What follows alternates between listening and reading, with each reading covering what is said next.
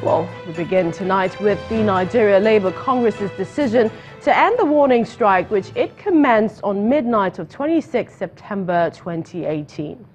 The NLC president says the decision to call up the strike was based on the firm and formal invitation from the federal government to reconvene the meeting of the tripartite committee on the new minimum wage on the 4th and 5th of October 2018. The NLC had earlier insisted on the warning strike despite an emergency meeting with the Minister of Labour and Employment, who verbally assured them of reconvening the committee on the same date. Well, the Labour leader also insists that the unions will not support any governor who refuses to pay the new minimum wage when approved. We invite you here today to inform you that we have received a firm and formal invitation to a reconvened meeting of the tripartite committee scheduled for 4th and 5th of October 2018. We demanded that this shall be the final session of the committee's assignment and that a final report will then be submitted to Mr. President immediately. In order to avail the committee the necessary conducive environment to hold this crucial meeting and conclude its work, organized labor has, after obtaining the mandate of their necessary organs, decided to suspend the ongoing warning strike with effect from today, Sunday, 30th September 2018. Any governor that does not pay salary as a Wendy, because it's about issue of priority. We have proven that beyond reasonable doubt that workers will not continue to support them because we have sufficient laws, but the laws are violated. And if the laws are violated, do we continue to lament violation of laws? No. If a governor cannot accept to pay minimum wage, which is legal, let him go back to his state, not come to Abuja and make pronouncement. Go back to your state and tell the workers, gather them, pensioners, workers and their family, and say, well, I'm not committed to minimum wage, and therefore this is the position of my state. That is what is going to assist us. And I have seen many of them have changed their language to say that minimum wage is desirable and that they will actually ensure that once approved is going to be implemented. Well, moving away from that, the Lagos State Governor Ambode has restated that he is running for the All Progressives Congress ticket in the party's governorship primary on the 1st of October. Governor Ambode, who addressed a World Press Conference today at Alausa in Ikeja, the state capital, says he intends to seek re-election in order to consolidate on the giant strides recorded in the last 4 years. While insisting that he is the right man for the job, the governor said any contestant is welcome, but the records speak for themselves. The governor also appealed to the party's working committee to ensure that no registered member of the APC is disenfranchised. You can see me. I'm joining the attire of APC. I'm a full-blown member of APC. I'm going nowhere. The vision is to take Lagos to the higher grounds. We believe strongly that Lagos State is the beacon of hope for Nigeria. Of course, we welcome competition. Yes, it's an open space. The aspirant that is being put up to compete against us is not a fit and proper person to take this position. And then they know the facts. This is the truth. Party leaders and even party members have been misled to understand that this is the better candidacy than myself. I have done everything in the last 3.5 years to serve people selflessly and to serve the poor. And that's why you see that most of the projects we are doing is about alleviating the sufferings of the poor. And the only way out for us is to continue to do that in the next 4 years. Well, in the meantime, another contender in the Lagos APC governorship primary, Babajide Sanwo-Olu, has been reacting.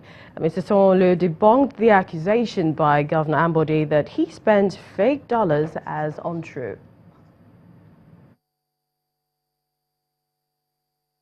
A vote for me tomorrow to become the candidate of the APC will be a vote for taking Lagos to a higher and a bigger and a better level. It will be a vote to bring back all of the lost glories in Lagos State, be it in health, be it in education, be it in transportation, be it in the environment, be it in direct foreign development. We will bring it back to Lagos State and will remain a first.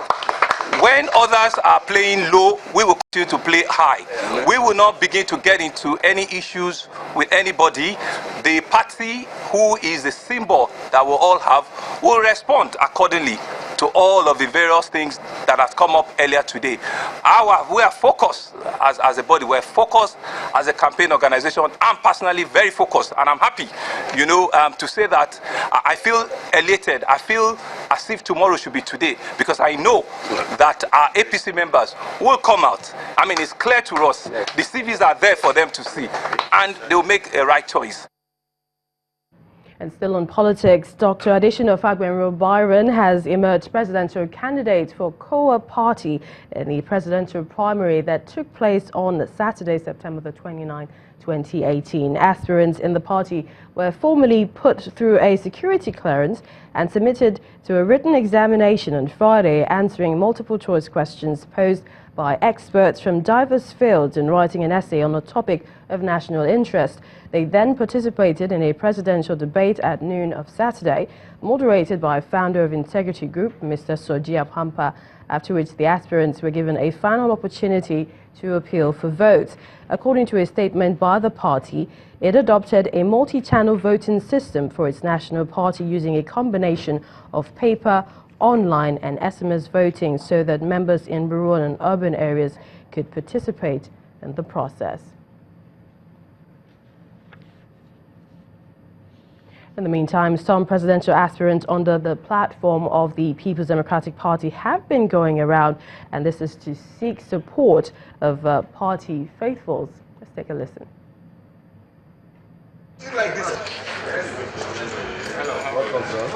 As the presidential election approaches, aspirants vying for the People's Democratic Party's ticket have been busy traversing the country from end to end to make their pitch.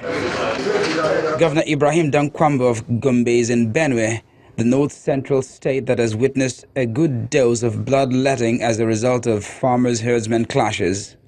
Because people are actually asking, are we really Nigerians? No, do we belong to this entity today called Nigeria?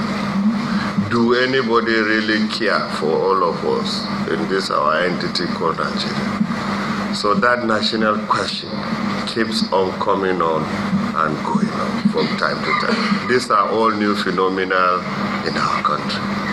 But I know the underlying thing is that there are more problems than all these that are on the surface. So all these unrelated things are making us to come out and see if we can assist in providing a solution. All to the people. However, during his own visit, the governor of Sokoto State, Aminu Tambuwal, believes restructuring is a better idea for solving the insecurity dilemma in Benue. Two other aspirants, Senator Rabiu Kwankwaso, a former governor of Kano State, and Ahmed Makarfi, a former governor of Kaduna State, are also in Bauchi, where each man tries to convince delegations from both Bauchi and Yobe states that he has what it takes to make a difference. We need to restructure, but restructure should be one that all Nigerians subscribe to.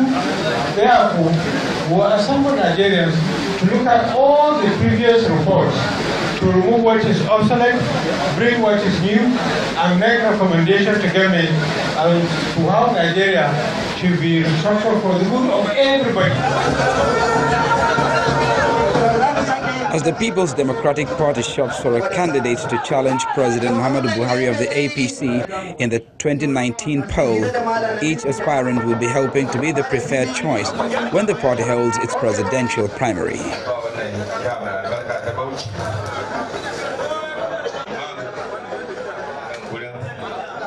Elsewhere, President Muhammadu Buhari has directed Mrs. Aisha and that is Mrs. Aisha Abubakar, to oversee the Ministry of Women Affairs and Social Development. Ms. Abubakar, who is the Minister of State for Industry, Trade and Investment, is taking over the role after the former Minister of Women Affairs and Social Development, Aisha Al-Hassan, resigned her position last week. President Buhari, while accepting Mrs. Al-Hassan's resignation, commends her contribution to national development. In a message posted on his Twitter handle, the President says, quote, "I have received your letter offering your resignation as a member of the Federal Republic of Nigeria. I accept your resignation with immediate effect on behalf of the government and people of Nigeria. I thank you for your past services to the nation." End of quote. Mrs. Abubakar is to take over the new role immediately. In the meantime, President Muhammadu Buhari has paid a get-well visit to the 2 Nigerian Air Force officers who were involved in a crash last week. The President checked on the soldiers who are getting treatment at the Defense Intelligence Agency Hospital in Abuja. He prayed for quick recovery for the officers and commiserated with them and the family of the officer who died from the head injuries sustained from the crash. The Chief of Medical Services at the hospital, Air Vice Marshal Saleh Shinkafi, assures the President of the steady improvement of the officers' health, saying they are still being kept for further rest and counseling as part of the rehabilitation process.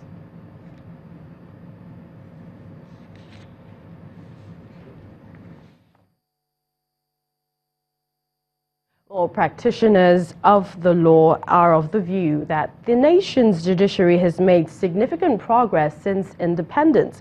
But like any other country, it has undergone peculiar challenges. Well, in this report, we scrutinize the role of the judiciary in the country's long list of nation building.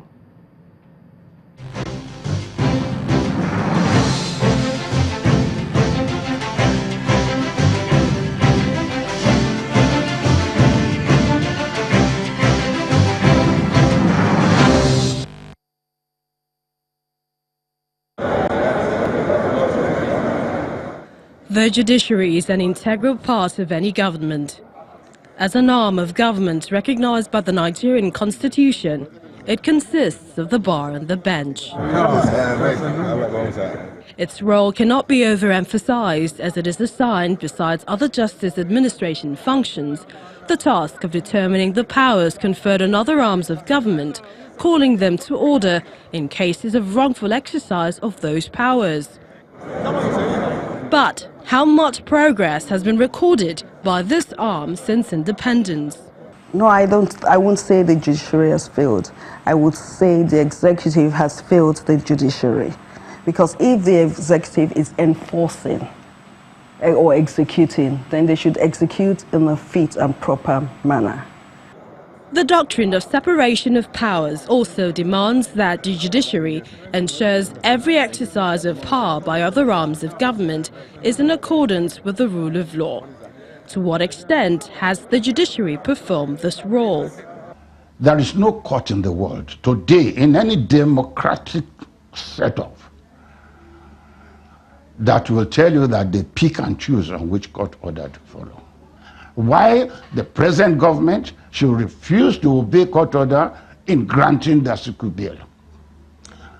I am not going to hold any brief for the federal government. I believe they are wrong because the rule of law is clear that if the court grants you bail and it's a bailable offense, you must be allowed to go.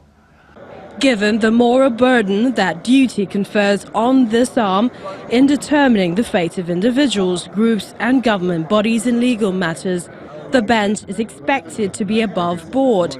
But recently, it has been caught in the web of corruption, resulting in arrests, trials and some acquittals, putting to question the very idea of equity and fairness in justice delivery. We're not saying judges are above the law, but we're saying that there has to be a process that will be followed where a judge is suspected or accused of having done something against the law. Because if you treat judges just like every other person, then the executive has carte blanche. So if a judge is deciding a case in a manner that the executive finds unpleasant or uncomfortable, all they have to do then is send the DSS in there, break down his door, say we found money here, and that judge, that's the end of that case. Now, if the judges know that they're subject to that potential threat, there goes their independence. The handling of high-profile cases that border on public interest, issues of lengthy trials arising from frequent adjournment of cases, and attitudes of lawyers, among other shortcomings, continue to put the judiciary under the spotlight. We are trying, but we are not there yet. There are still some issues, ethical, education, issues concerning the behavior outside the court, and the conduct of legal practitioners are still a problem for us. Let me say this. Every judge, before he accepts to serve as a judge, must have done some soul searching, or ought to have done some soul searching. If you are lily-livered and you cannot look parties in the face and stand by your conscience as you have sworn before God and under the Constitution to do justice, then you should not be on the bench. So how did we get here, you might ask? Is judicial independence merely a slogan? As we look to the future, especially ahead of the coming election year, it is expected that ongoing reforms in the judiciary will produce a system that Nigerians will have confidence in as the defender of the defenseless and the rule of law. In part 2, after the break, we'll bring you more on the judiciary as we're joined by a former president of the Commonwealth Lawyers Association, Boma Alabi, plus Vice President Professor Yemi Osinbajo, optimistic of a great nation as the country marks its 58th independence anniversary.